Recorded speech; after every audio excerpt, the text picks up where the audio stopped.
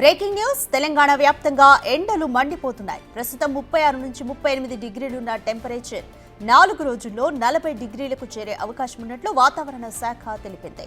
అనేక జిల్లాలకు ఎల్లో అలర్ట్ను జారీ చేసింది. వాతావరణ శాఖ అధికారులతో మా ప్రతినిధి అంజుమా ఫేస్ టు ఫేస్.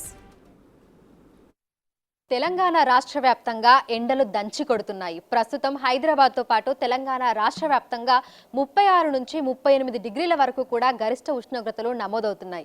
ఇక రానున్న రోజుల్లో పరిస్థితి ఏ విధంగా ఉండే అవకాశం ఉంది, ఈ మధ్య కాలంలో తేలికపాటు జల్లులు కురిసే అవకాశం ఏమైనా ఉందా అనేది కూడా తెలుసుకుందాము. ప్రస్తుతం మనం బేగంపేటలో ఉన్నటువంటి వాతావరణ శాఖ కేంద్రంలో ఉన్నాము. మనతో పాటు వాతావరణ శాఖ అధికారి శ్రీనివాస్ గారు ఉన్నారు. మిగతా విషయాలను ఆయన మాటల్లోనే అడిగి తెలుసుకుందాము. నమస్తే సార్. ప్రజెంట్ చూస్తున్నాము రోజు రోజుకి గరిష్ట ఉష్ణోగ్రతలు అనేవి పెరిగిపోతున్నాయి. ప్రస్తుతం పరిస్థితి ఏ విధంగా ఉంది సార్? మనకి గత వారం చూసుకున్నట్టయితే మనకి ఉత్తర భారతదేశం నుంచి గాలులు మన తెలంగాణలోకి రావడం వల్ల ఉత్తర భారతదేశం అంతా చాలా కూల్గా ఉండడం వల్ల మనకి ఉత్తర తెలంగాణ మధ్య తెలంగాణ వరకు కూడా టెంపరేచర్లు యాక్చువల్ తగ్గినాయండి. మనకి సాధారణంగా అంటే మినిమం టెంపరేచర్స్ అయితే 8 డిగ్రీల వరకు తగ్గినాయి. మ్యాక్సిమం టెంపరేచర్లు కూడా 3-4 డిగ్రీల వరకు తగ్గడం జరిగింది. అయితే ప్రస్తుతం ఆ ఉత్తర గాలులు కట్ అయ్యి మనకి మళ్ళీ తూర్పు గాలులు ఆగ్నేయ దిశ నుంచి అంటే ఈ బంగాళాఖాతం నుంచి ఈ వైపు నుంచి గాలులు రావడం వల్ల ఇవి తేమతో కూడిన గాలులు కూడా ఉంటాయి. ఈ గాలులు వస్తుండటం వల్ల మనకి టెంపరేచర్స్ గ్రాడ్యువల్గా పెరగడం ప్రారంభమవుతుంది. ఒక 2-3 రోజులు మనకి 36 నుంచి 38 డిగ్రీలు ఉండి మూడో రోజు 4వ రోజు నుంచి నెమ్మదిగా మనకి ఉత్తర తెలంగాణ తూర్పు తెలంగాణ ప్రాంతంలో 40 డిగ్రీలు దాటి రికార్డ్ అయ్యే అవకాశం ఉంది. ఆ తర్వాత సెంట్రల్ తెలంగాణ మన హైదరాబాద్ ప్రాంతంలో ఇంకొక 4-5 రోజుల్లో 40 డిగ్రీలు దాటే అవకాశం ఉంటుందండి. అయితే ఎండాకాలం ప్రారంభమైన తర్వాత మనం చిరుజల్లులు కురవడము, తేలికపాటి వర్షాలను కూడా చూస్తూ ఉంటాము.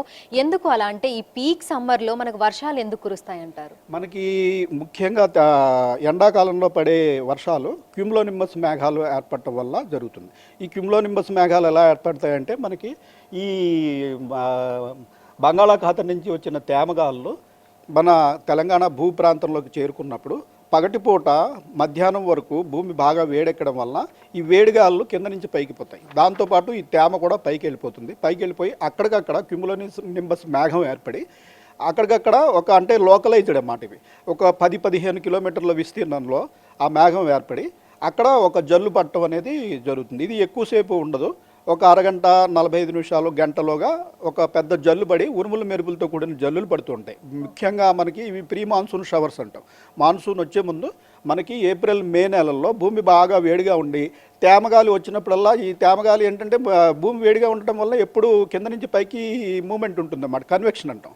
ఈ కన్వెక్షన్ ఫోర్సెస్ వల్ల ఈ తేమగాలంతా పైకి పోయి అక్కడికక్కడ ఒక మేఘం కింద ఏర్పడి వర్షం పడుతూ ఉంటుందండి. ఇవి మనకి వేసవికాలంలో జనరల్గా పడే వర్షాలు.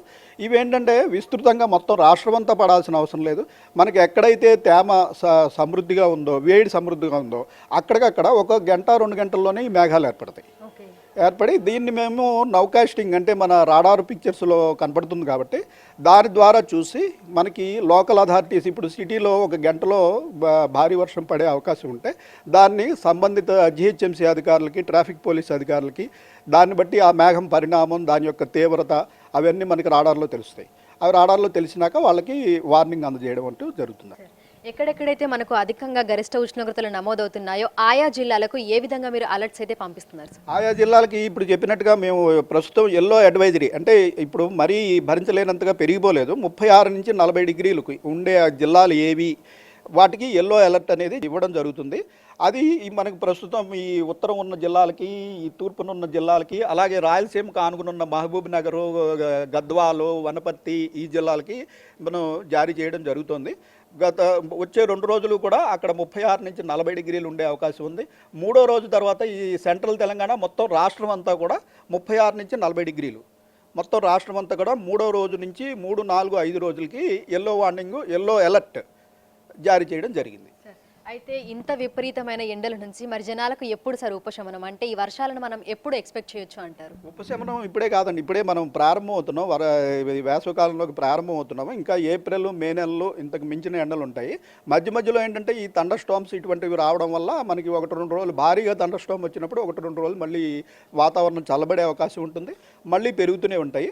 మనకి యాక్చువల్ జూన్ మాన్సూన్ ప్రవేశించిన తర్వాత కానీ మనం పూర్తిగా దీని నుంచి ఉపశమనం రాదండి. అయితే మార్చిలో అయితే పరిస్థితి పరిస్థితి ఈ విధంగానే ఉంటుంది అని చెప్పుకోవచ్చా సార్? అంతేనండి, మార్చిలో ఇంకా పెరిగే ట్రెండే ఉంటుంది. ఇంకా ఇప్పటివరకు తక్కువ ఉన్నాయి, ఇక నుంచి పెరిగే ట్రెండే ఉంటుంది. Thank you sir. సో ప్రస్తుతం మనం చూస్తే ఇటు హైదరాబాద్తో పాటు తెలంగాణ రాష్ట్ర వ్యాప్తంగా కూడా మనకు 36 నుంచి 38 డిగ్రీల గరిష్ట ఉష్ణోగ్రతలు అయితే నమోదవుతున్నాయి. ఇక రానున్న 2 రోజుల తర్వాత తెలంగాణ రాష్ట్ర వ్యాప్తంగా కూడా అన్ని జిల్లాలలో 40 వరకు గరిష్ట ఉష్ణోగ్రతలు చేరుకునే అవకాశం ఉన్నట్లుగా కూడా వాతావరణ శాఖ అధికారులు అయితే సూచిస్తున్నారు. అదేవిధంగా ఆయా ప్రాంతాలలో ఉన్నటువంటి ప్రజలైతే అప్రమత్తంగా ఉండాలని, ఉదయం సమయంలో 1-2 సార్లు ఆలోచించుకోవాలి. చిన్న పిల్లలు, వృద్ధులు బయటకు వచ్చినప్పుడు తగు జాగ్రత్తలు కూడా తీసుకోవాలని వాతావరణ శాఖ అధికారులు అయితే సూచనలు జారీ చేస్తున్నారు.